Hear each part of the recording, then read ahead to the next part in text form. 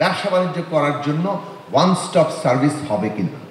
একটা লাইসেন্স করতে গিয়ে যদি তাকে দৌড়াতে হয়, ঘুষ দিতে হয়, হয়রানির শিকার হতে হয় সির্ফ একটা লাইসেন্স করার জন্য এখন, তাহলে এই পুরো রাষ্ট্রযন্ত্র দিয়ে যেখানে রাষ্ট্র ক্ষমতায় লোকজন বসে আছে কিভাবে অন্যের যে আয় করবে তার মধ্যে ভাগ বসাবে। পুরো অর্থনীতিটা কিন্তু ক্ষমতার দিক থেকে এইরকম, বাকিটা হচ্ছে দেখুন যেটা যাকে বলে যে একটু ইনফর্মাল অর্থনীতি, সেখানে আমরা দেখতে পাচ্ছি যে একটা পেট্রন ক্লায়েন্ট রিলেশনশিপ, মানুষ নানান কিছু করবে, ওখানে একদল বখরাজীবী আসবে। তারা কারা? তারা পলিটিক্যাল পার্টি, যারা পাওয়ার পার্টি এবং প্রশাসন। তো ফর্মাল এবং ইনফর্মাল সেক্টর দুই জায়গাতেই বখরাজীবিতা হয়ে যাচ্ছে আমাদের দেশের অর্থনীতির প্রধান বিষয়। এই বখরাজীবিতা বন্ধ হবে কিনা, এইটাই বাংলাদেশের এখন সবচেয়ে বড় অর্থনৈতিক চ্যালেঞ্জ। বখরাজীবিতা যদি বন্ধ হয়, এই দেশের মানুষ তাদের সৃজনশীলতা দিয়ে ব্যবসা বাণিজ্যকে গ্লোবাল স্ট্যান্ডার্ডে নেওয়ার ক্ষমতা রাখেন। এতদিন পর্যন্ত কিন্তু বখরাজীবিতাই চলেছে। অনেকে চাঁদাবাজির কথা বলেন, চাঁদাবাজি ডেফিনেটলি হচ্ছে এবং চাঁদাবাজি যারা করেন তারা তো করছেন, তাদের অভিযোগ থেকে দায় দেওয়ার জন্য, মুক্ত করার জন্য আমি কোনো কথা বলছি না। কিন্তু এই চাঁদাবাজিটা কিন্তু আমাদের এখানে আমাদের এন্টায়ার ইনফর্মাল ইকোনমির একটা মানে যাকে বলে যে চালনার মাধ্যম।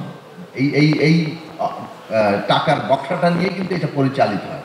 আওয়ামী লীগ চলে গেছে, কাজে এই যে শূন্যস্থান সেটা কেউ না কেউ পূরণ করবে এবং পূরণ হচ্ছে, যার ফলে আমরা দৃশ্যমানভাবে নতুন চাঁদাবাজির জায়গা দেখতে পাচ্ছি। কিন্তু এই চাঁদাবাজির যে কাঠামোগত জায়গা, স্ট্রাকচারাল জায়গা, এইটা বদল করার বিষয়টা এখন সামনে চ্যালেঞ্জ। কেন বলছি?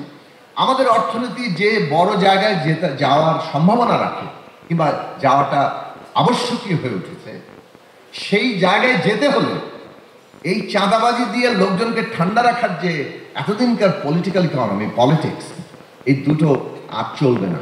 বাংলাদেশের অর্থনীতি হয় আগামী দিনে একটা নতুন জায়গায় যাবে অথবা মুখ থুবড়ে পড়ারও কিন্তু সমূহ সম্ভাবনা আছে। কেননা আমরা একটা ক্রস রোডে এসে দাঁড়িয়ে গেছি।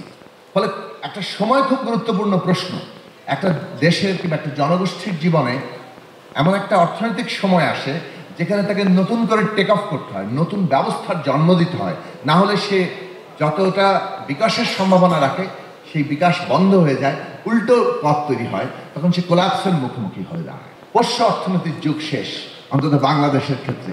যে এই ক্রনি ক্যাপিটালিজমের ইতিহাস আমরা দেখেছি, এই ক্রনি ক্যাপিটালিজমকে কোনো না কোনো নতুন মোড়কে হাজির করা বাংলাদেশে মানুষ অভ্যুত্থানের মধ্যে দিয়ে মানে আর দেখতে চান না, প্রত্যাখ্যান করেছেন। সেই পোষ্য অর্থনীতির যুগ থেকে সামগ্রিক প্রতিটি প্রতিষ্ঠান কিভাবে রক্ষা পাবে, সেটা ব্যাংক, ফাইন্যান্সিয়াল সেক্টর এবং আমাদের বিনিয়োগ ক্ষেত্র, সেইটা আগামী রাজনৈতিক দলের জন্য চ্যালেঞ্জ।